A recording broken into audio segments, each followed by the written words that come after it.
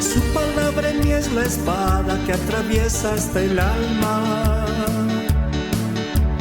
Su palabra en mí es la luz que alumbra mi camino. Amados hermanos, les invito a abrir la Biblia en 2 Corintios capítulo 2 y vamos a ir al versículo 11. El libro de 2 Corintios capítulo 2, versículo 11.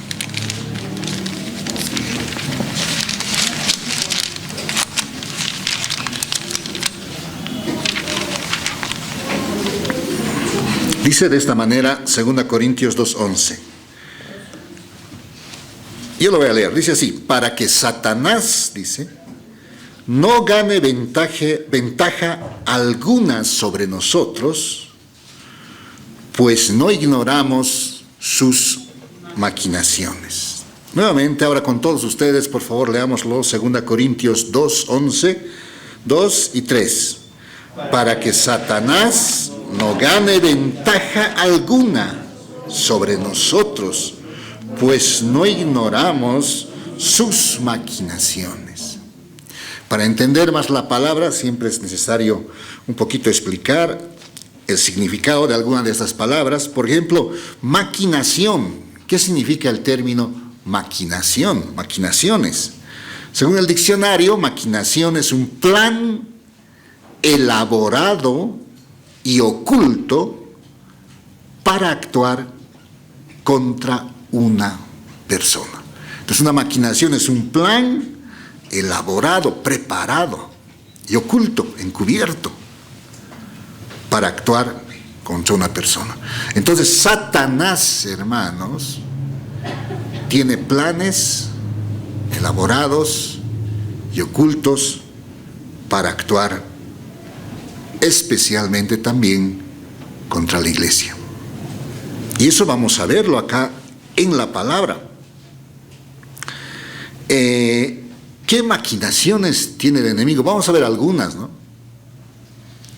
Y aquí fíjate el apóstol Pablo lo que dice en este versículo: para que Satanás no gane ventaja alguna sobre nosotros, dice, se está incluyendo Pablo, se está incluyendo a la iglesia. Pablo no quería que Satanás gane ventaja alguna en la iglesia. Ahora fíjate, dice, pues no ignoramos sus maquinaciones. Ahora, la pregunta es, ¿conocemos nosotros sus maquinaciones? Aquí Pablo y los hermanos de Corinto dice que no ignoraban sus maquinaciones, sus planes, sus estrategias. ¿Nosotros conocemos sus maquinaciones?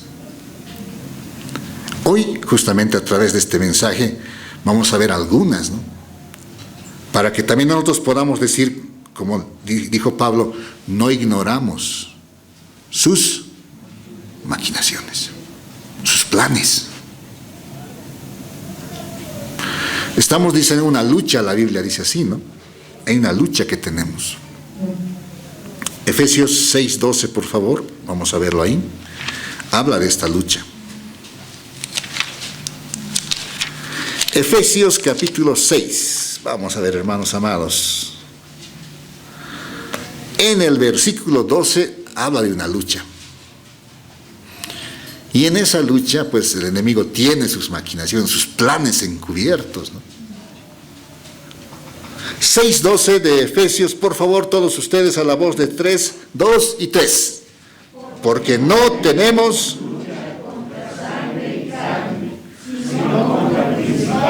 contra potestades, contra los gobernadores de las tinieblas de este siglo, contra huestes espirituales de maldad en las regiones celestiales.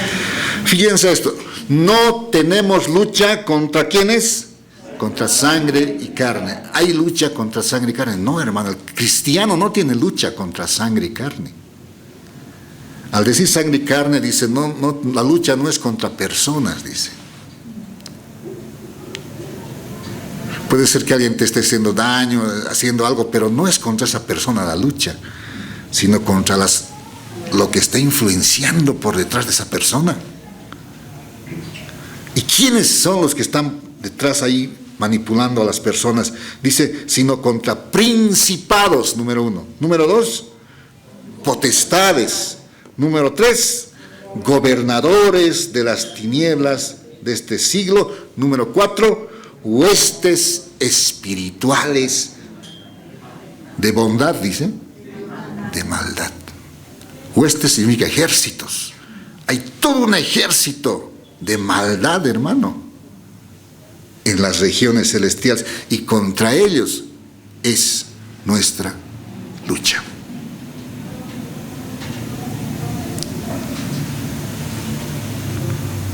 Huestes espirituales. ¿Lo espiritual se puede ver? No lo vemos con nuestros ojos, pero están ahí obrando esos ejércitos celestiales de maldad. Entonces, la Biblia dice así, no ignoramos sus maquinaciones, por eso tenemos que conocerlas. En una guerra, en una lucha, en una confrontación, si nosotros no sabemos por dónde van a venir los ataques, estamos en desventaja, ¿verdad? Como una ilustración les cuento, durante la Segunda Guerra Mundial,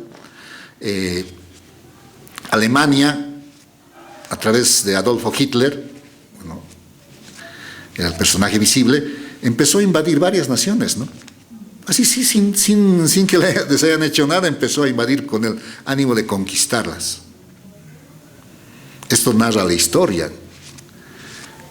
En el año 1939 al 1945, pues los alemanes empezaron a entrar en guerra con diferentes países, invadieron varias naciones.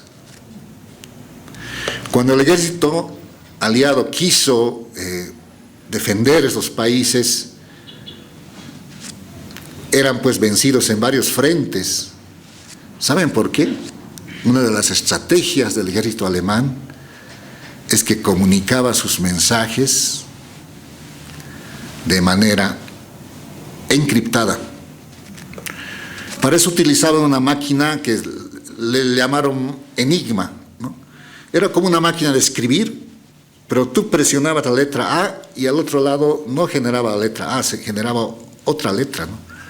Por eso es que cuando querían interceptar esas comunicaciones, el ejército aliado, interceptaban, pero era un montón de caracteres sin sentido, porque esos mensajes estaban encriptados, o sea, cambiados. Y Alemania, desde sus altos mandos, enviaba a sus tropas indicando a qué hora, qué día, quiénes deberían atacar ciertas regiones.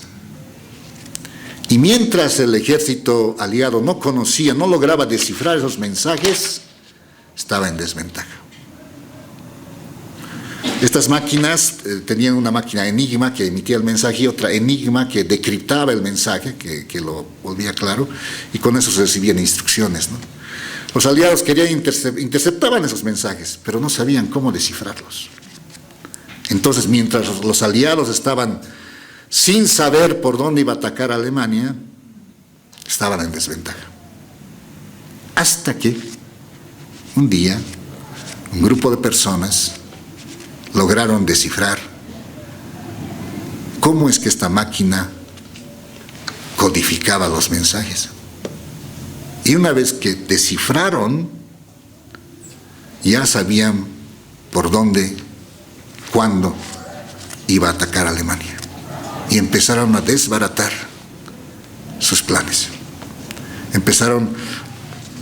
La guerra cambió de rumbo.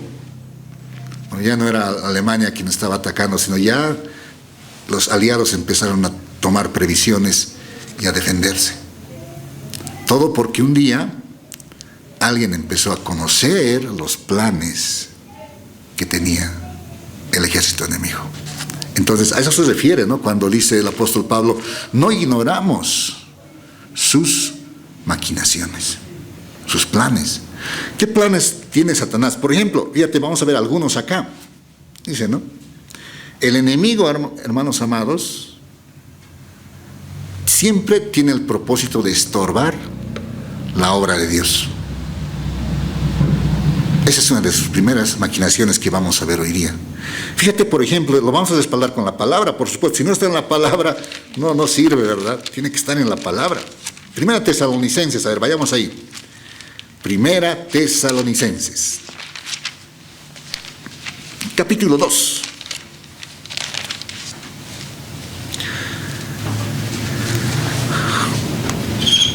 Versículos 17 y 18.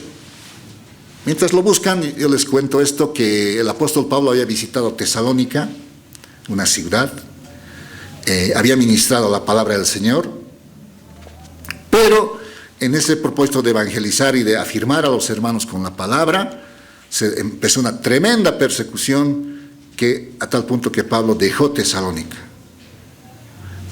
Tuvo que dejar Tesalónica, esa ciudad. Y justamente les escribe aquí a los tesalonicenses, fíjense qué les dice.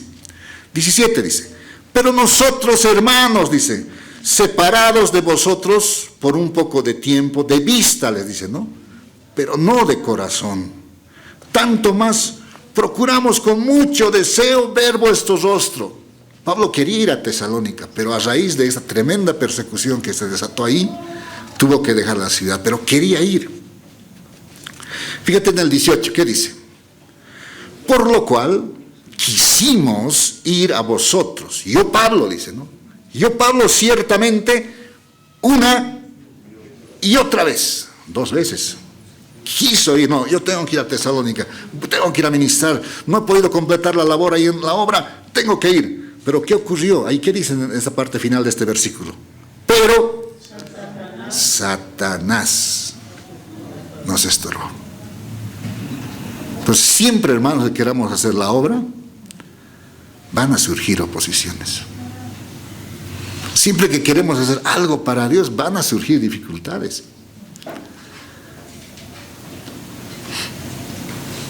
Porque Satanás quiere estorbar la obra de Dios. Esa es una maquinación. ¿Y cómo es que tenemos que orar ante eso?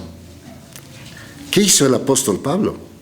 Fíjate, la respuesta está ahí en el mismo libro de Tesalonicenses, pero un poquito más adelante. Capítulo 3, versículo 10. ¿Qué hizo el apóstol Pablo? Dado que había oposición, y él dice, ¿cuántas veces se propuso ir a Tesalónica? 2 veces, una y otra vez, dice, ¿no? ¿Qué hace Pablo? Fíjate, 10 dice, yo lo voy a leer. Orando, dice. ¿Qué es lo que hizo Pablo? Oró. Orando de noche y de día, con gran insistencia. ¿Para qué? Para que veamos vuestros rostros. El propósito era ir a Tesalónica, llegar y verse con los hermanos, ¿ve? Y completar lo que falta a vuestra fe. Esa era la estrategia, hermanos. Cuando tú ves oposición a algo que quieres hacer para Dios, ¿qué es lo que hay que hacer? Orar. Día y noche, pero ¿cómo dice? Con gran, no solamente dice insistencia, ¿no? Gran insistencia. A veces nuestras oraciones no son así, ¿no? Señor, esto te pido. No me responde el Señor, decimos. Pero fíjate que el apóstol que fue arrebatado al tercer cielo, oraba con gran insistencia. Me recuerda una propaganda que hace muchos años vi de una marca de bicicletas, ¿no? Un niño quería que les regale a su papá una bicicleta, pero tenía el temor de que su papá se olvide. Entonces, ¿qué hace? Agarra papelitos y dice, no te olvides de mi bicicleta, ¿no? ¿Y dónde pega los papelitos? Justamente su papá al día siguiente tenía que hacer arriba, a tomar su toalla, en su toalla le pega, ¿no? No te olvides de mi bicicleta, le dice.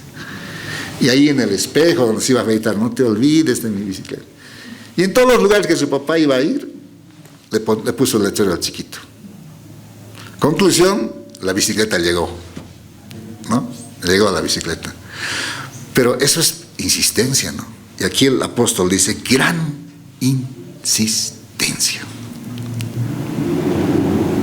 Esa es una oración que realmente es persistente, ¿no? Nuevamente leámoslo, por favor, 2 y 3. Orando de noche, todos juntos, por favor, 2, 3. Orando de noche y de día con gran insistencia, para que veamos vuestro rostro y completemos lo que falte a vuestra fe. Sin embargo, fíjate del versículo 11, que a pesar de que el apóstol Pablo oraba, él no quería hacerlo en su voluntad. Quería que sea Dios quien le encamine, quien le abra las puertas. El 11 dice así: mas el mismo Dios y Padre nuestro y nuestro Señor Jesucristo dirija nuestro camino a vosotros. Lo dejan: Señor, yo quiero ir a Tesalónica, pero tú seas quien dirijas mi camino, le dice. ¿Y sabes qué ocurrió? Si leemos más en la Biblia, vamos a encontrar que Dios le permite a Pablo ir varias veces a Tesalónica. Si bien aquí a un inicio no pudo ir, a pesar de que intentó 2 veces, después de orar así, con gran insistencia, la Biblia cuenta de que le permitió visitar varias veces esas regiones. Entonces, cuando queramos hacer la obra del Señor, vamos a encontrar a veces oposición. Pero ¿qué tenemos que hacer? Orar. Y aquí Pablo dice que oró día y noche, con gran insistencia. ¿Cuánto dicen amén? Entonces, ante la oposición, la oración, hermanos.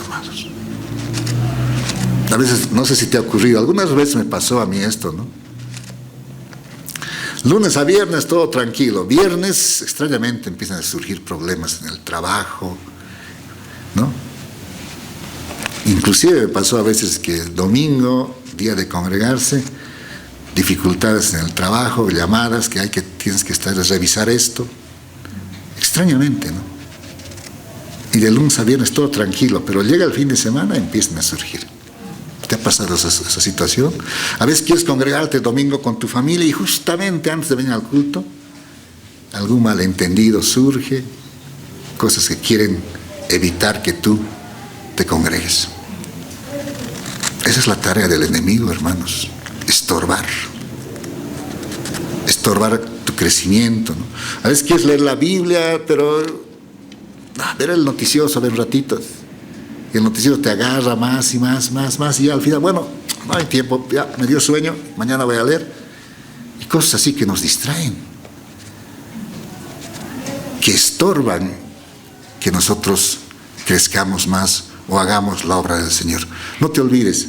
Por eso, si ves oposición, si ves que hay oposiciones para congregarte o para servir al Señor, ¿qué es lo que hay que hacer, amados hermanos? Orar con gran insistencia, orar. Amén, no te olvides de eso. Entonces hemos descubierto ahí una maquinación, ¿no? De que el enemigo, cuanto más queramos servirle, va a empezar a oponerse. Pero ¿cómo vamos a vencer esto? Con la oración. Y si tú ves que tal vez estás queriendo ser vencido por esto, pide oración al resto de la iglesia, hermanos. Ese apoyo. El mismo apóstol Pablo lo pedía. Oren por mí, decía, ¿no? Y entre todos vamos a prevalecer en el nombre de Jesús. ¿Cuánto dicen amén? Amén. Gloria a Dios. Segunda maquinación que vemos es que el enemigo va acechando.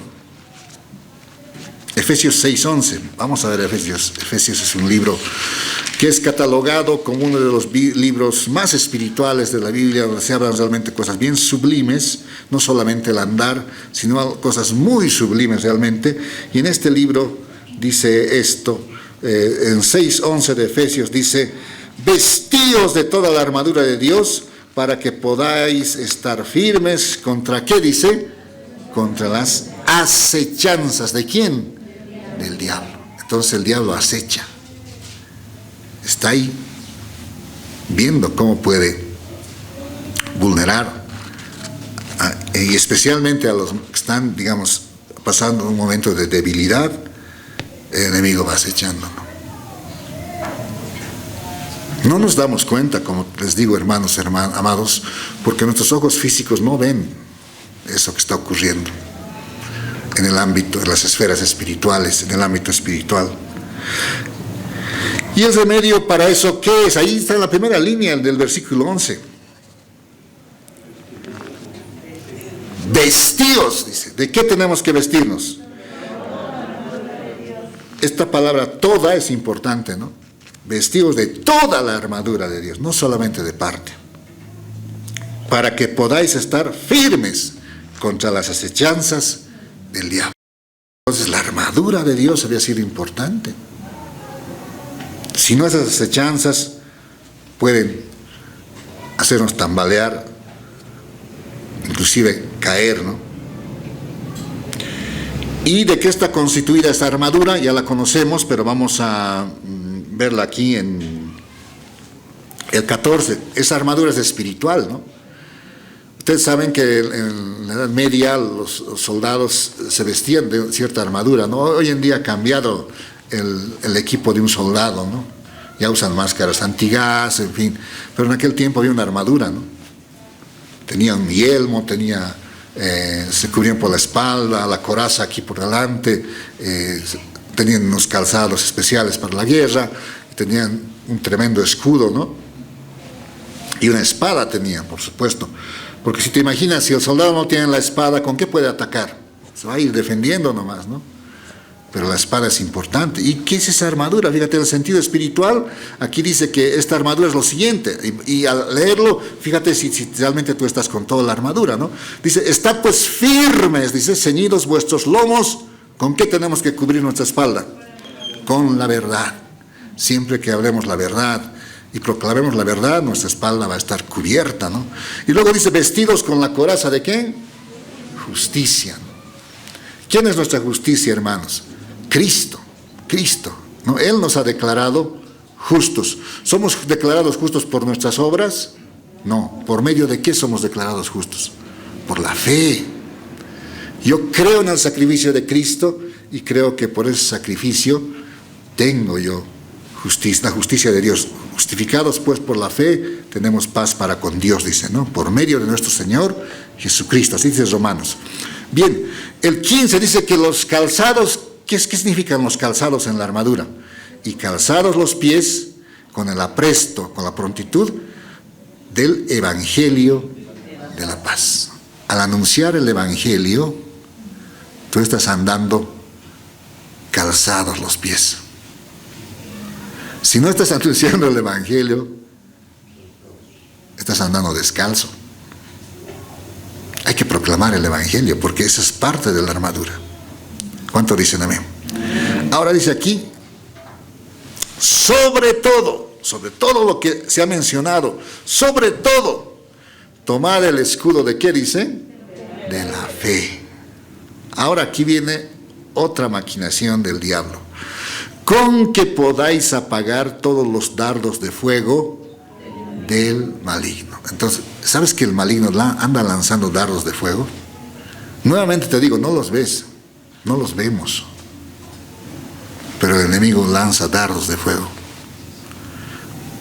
A veces te ha ocurrido que de pronto te viene un desaliento, un desánimo tal que dices, no, ya no, y te quieres decaer. Esos son los dardos de fuego, ¿no? O te entran dudas, te entra inseguridad. Esos son los dardos de fuego del maligno. ¿Y cuál es el remedio contra eso? Ahí está en la primera línea del 16, lo acabamos de leer. Sobre todo dice, ¿qué cosa dice? Tomad el escudo de la fe. La fe, hermanos, el creerle a Dios, eso apaga todo dardo de fuego del maligno. La fe. ¿Y la fe cómo llega, cómo se acrecenta en ti? ¿Por medio de qué? De la palabra. Por eso no dejes que la televisión, las distracciones te alejen de la palabra, porque tu fe se va a nutrir con la palabra del Señor, y con ese escudo de la fe se van a apagar todos los dardos de fuego del maligno. Todo se va a apagar ahí. La fe. Amén. Y luego dice aquí, seguimos, Y tomad el yelmo de la salvación, dice, ¿no? El proclamar que somos salvos por la fe, el creer que somos salvos, ¿no? No tenemos que dudar de nuestra salvación, hermanos. Cuando creemos que somos salvos, estamos con ese yelmo de la salvación. Y aquí viene el arma ofensiva, como les decía, el escudo te defiende, ¿no? El yelmo te protege también, los calzados te protegen también, pero la única arma ofensiva que tenemos es la espada. Fíjense, aquí dice, y tomad el yelmo de la salvación, el 17, y la espada del Espíritu, que es, ¿qué cosa es? La palabra de Dios. A veces tomamos la espada los domingos, ¿no? Y en la semana, bien guardadita está ahí. Pero tenemos que estar todos los 7 días de la semana, los 360 días del año, 365, tenemos que estar con nuestra espada, amados hermanos, que es la palabra de Dios. Esa es toda la armadura. Y dice que si tú te pones toda esta armadura, vas a estar firme contra las acechanzas del diablo. Esto especialmente es para la iglesia. El impío no se va a poner la armadura, porque no tiene salvación, no tiene yelmo, no, la palabra no la toma en cuenta, ni la lee, quién sabe, no tiene. El que no creyente está realmente a la voluntad del maligno, como dice también, ¿no? En Efesios. Entonces eso es importante, amados hermanos.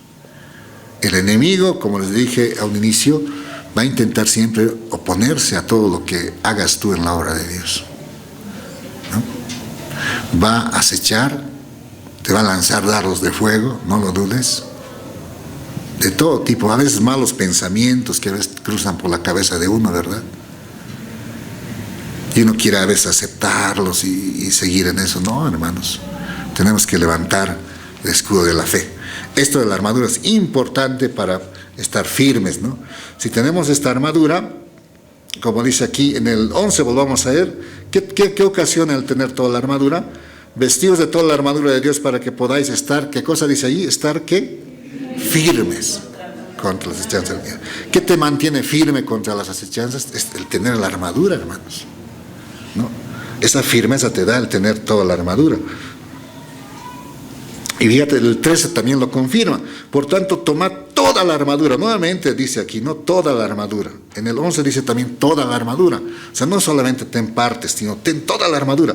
Por tanto, tomad toda la armadura de Dios para que podáis resistir en el día malo y habiendo acabado todo, estar, como dice, firmes. Firmes. Entonces, la armadura hace, hermanos, nos da esa firmeza, ¿no?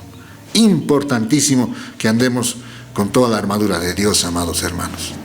En el sentido espiritual lo hemos leído y sabemos qué significa, así de una manera general, qué significa cada pieza de esta armadura, ¿no? Es motivo también tal vez de otro estudio para poder ver en más detalle esto, ¿no?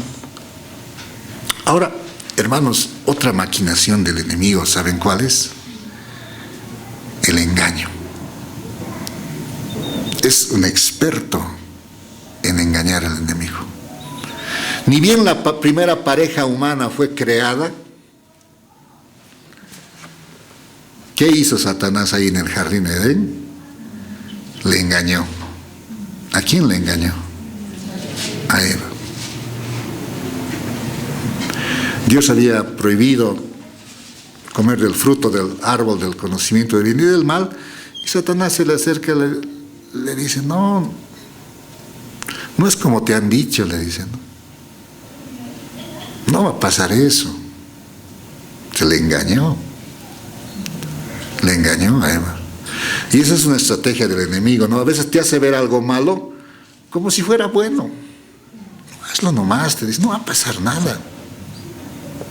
Total, es solo un vaso de bebida, te dice, ¿no? ¿Qué te va a hacer? Y por ahí empiezas, un vaso, 2 vasos, sigue la secuencia, y así en estado de ebriedad se cometen cosas terribles. dónde viene eso? Del engaño. Hay camino que al hombre le parece derecho, dice la Biblia, ¿no? Pero su fin es la muerte. Con esta historia de que vamos a ir y vamos a estar, yo conozco de varias historias de jóvenes, no creyentes, jóvenes les estoy hablando. Jóvenes con quienes yo hablaba, charlaba, ¿no? Que de pronto les invitaron a un evento social. Y ese fue su último evento. Porque días después me enteré que habían muerto. Justamente a causa de ese evento, ¿no? Jóvenes con profesión, jóvenes que estaban con planes de casarse, así. De ese tipo de jóvenes yo he visto, ¿no? ¿Todo por qué? Porque han visto que qué de malo tiene hacer esto, ¿no? ¿Qué de malo tienes que hacer aquello? Satanás, hermanos, es experto en engañar. Experto. Ya sé, vamos a recordar rápidamente esta parte en Génesis. Vamos a Génesis y vamos a recordar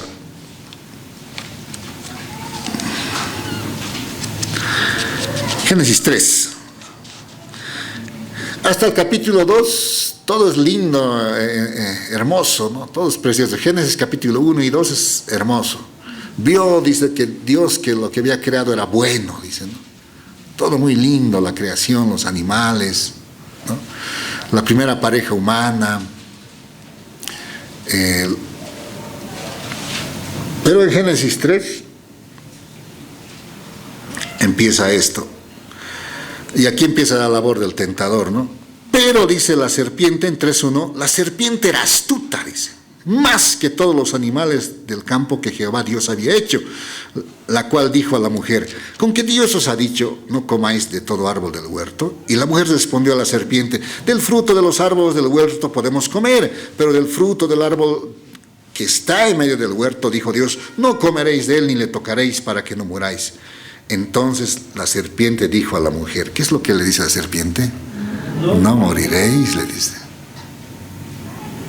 Y Dios le dijo a Adán, el día que de él comieres, ciertamente morirás. Pero la serpiente, ¿qué le dice a la mujer? No vas a morir, le dice. Es bien engañador y mentiroso, ¿no? Es mentiroso el enemigo. Padre de la mentira le llama la Biblia. Entonces, ese no moriréis, ahí está engañándole a Eva, ¿no? No es como te han dicho, le dice. No vas a morir. ¿Cuántas veces has debido oír tú personas que te dicen, no, pero esto no es malo? Te dicen, no. Sí, ¿qué estás haciendo de malo en esto? No es malo, te dicen. Pero por ahí empieza todo, ¿no? Y se empieza a enredar, a complicar y viene el pecado después. El 5 dice, si no, la serpiente le sigue hablando, que sabe Dios que el día que comáis de él serán abiertos vuestros ojos y seréis como Dios, sabiendo el bien y el mal. Y ahora, ¿qué ocurre con la mujer? El enemigo ya le ha engañado, pero ya la tentación empieza a venir por los ojos. Y vio la mujer, dice, vio, hay uno de los sentidos, vio la mujer que el árbol era bueno para comer y que era agradable a los ojos y árbol codiciable para alcanzar la sabiduría, y tomó de su fruto y comió. El engaño le salió bien al enemigo. Y dio también a su marido, el cual comió así como ella. Al final la historia continúa, ¿no? Continúa.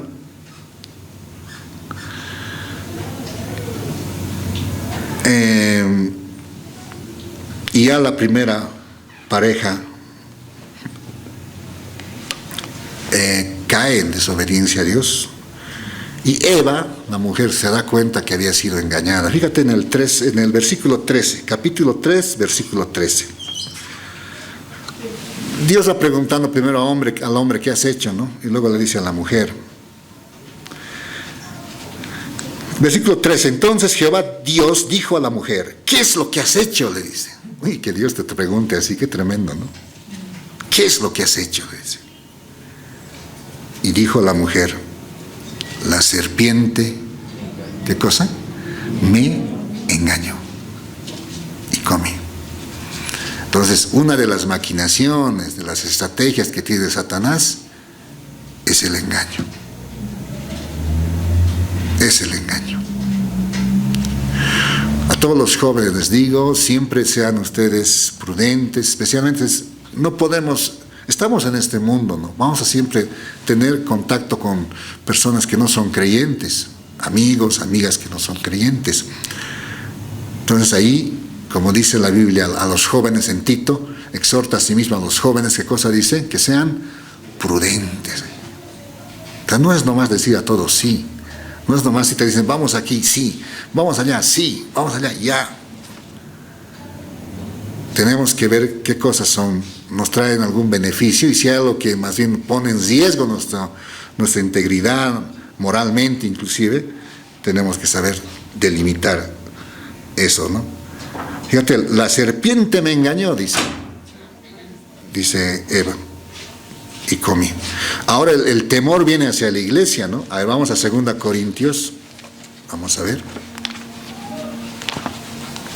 Pablo también expresa ese temor, ¿no? Especialmente con los corintios.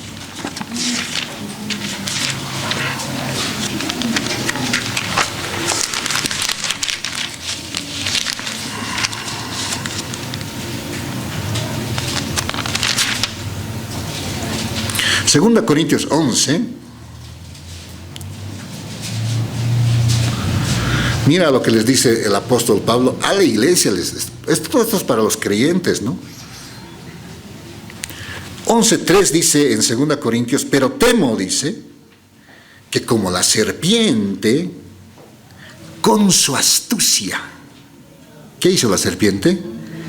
Engañó a Eva.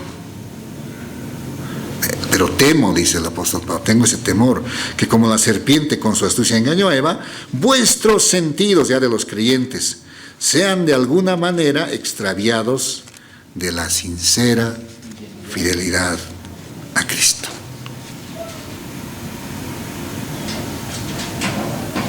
A lo largo de los años, amados hermanos, yo he visto en la congregación muchísimas personas pasar.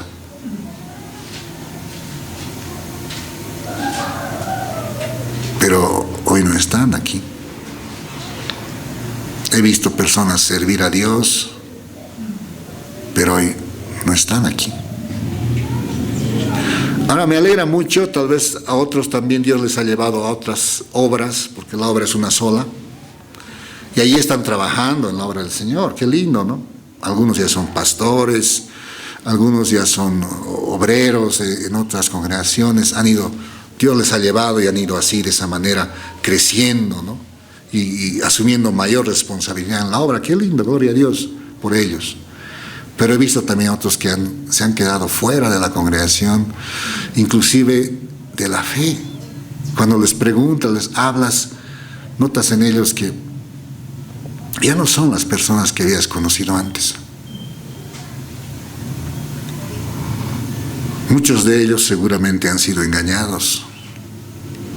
Como dice aquí el apóstol Pablo, ¿no? Temo, dice, es un temor que tenía el apóstol Pablo, que como la serpiente con su astucia le engañó a Eva, vuestros sentidos ya de la iglesia, de los hermanos, ¿no? Sean de alguna manera extraviados de la sincera fidelidad a Cristo. Un día demostraron esa fidelidad al Señor, pero hoy ya no.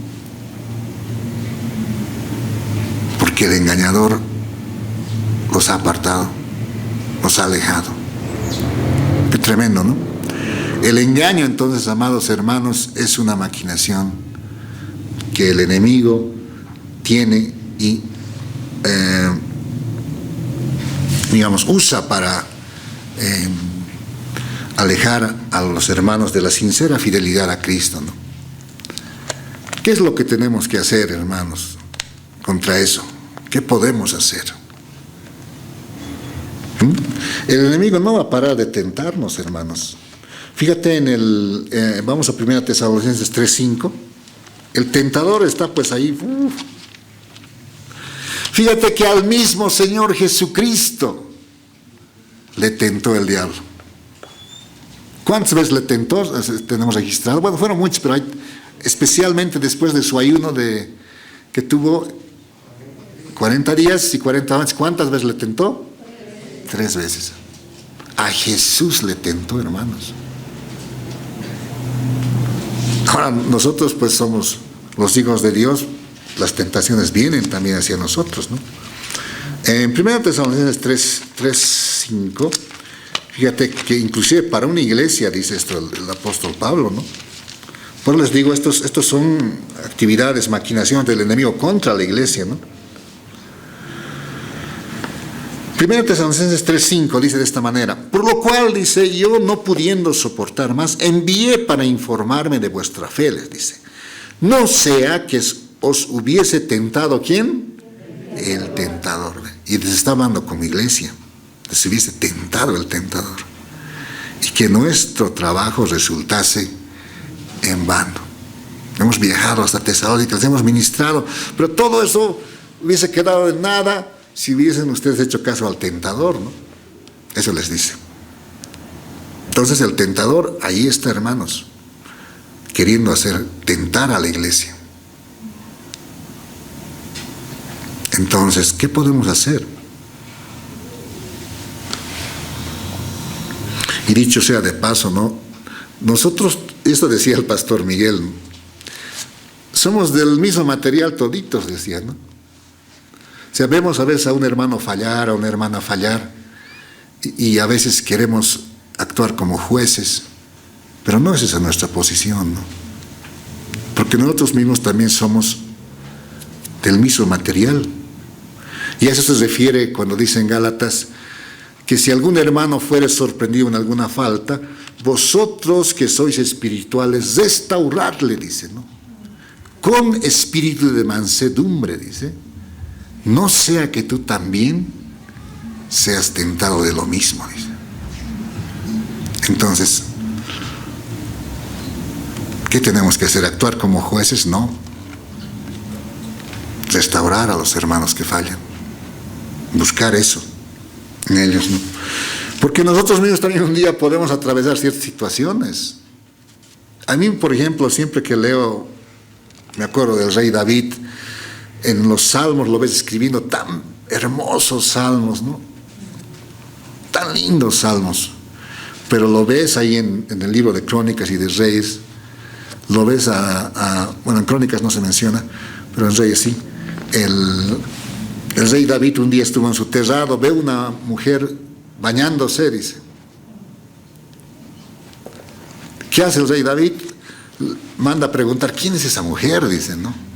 Como rey él podía casarse, él tenía ya varias esposas a esas alturas. Le dicen, sí, se llama Betsabé, le dicen a esa mujer. Pero le dicen un detalle más, ¿no? Es mujer de Urías, le dicen. ¿Y sabes quién era Urías? Era un soldado de David.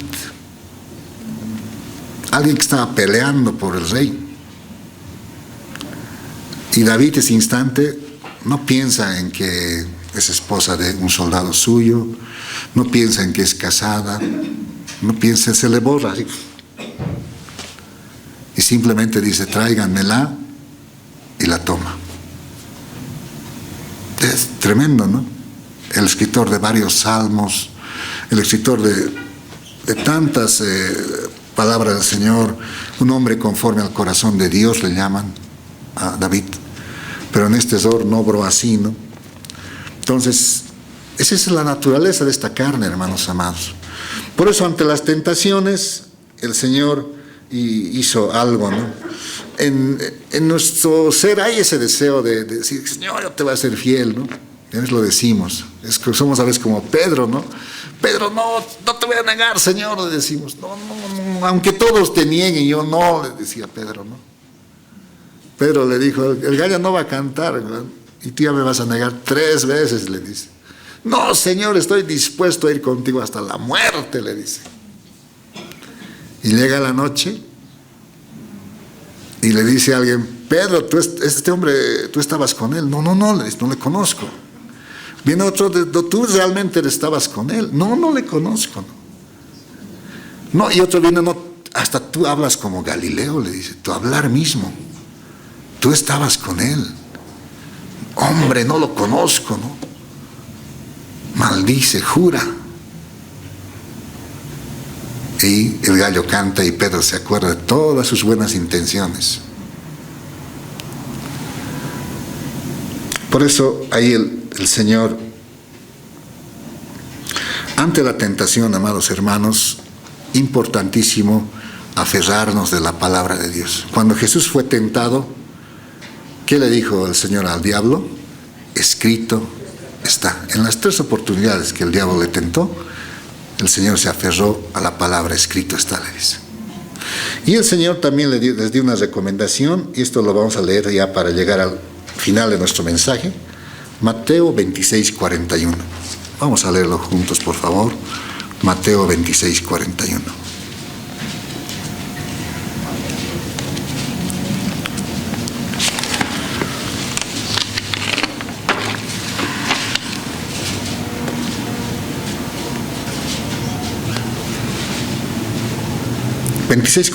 Juntos, hermanos, leámoslo. 2 y 3.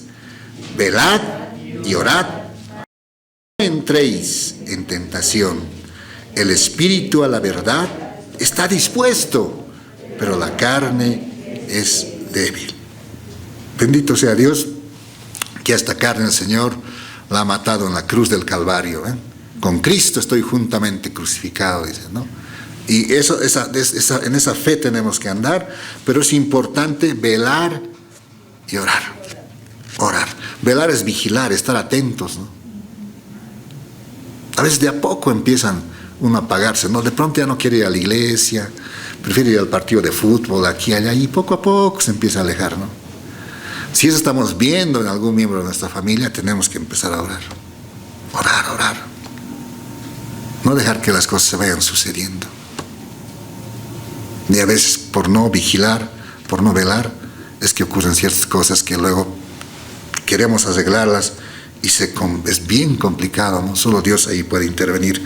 Entonces, amados hermanos, estamos en un tiempo realmente en que hay esa lucha, ¿no?, contra huestes espirituales de maldad.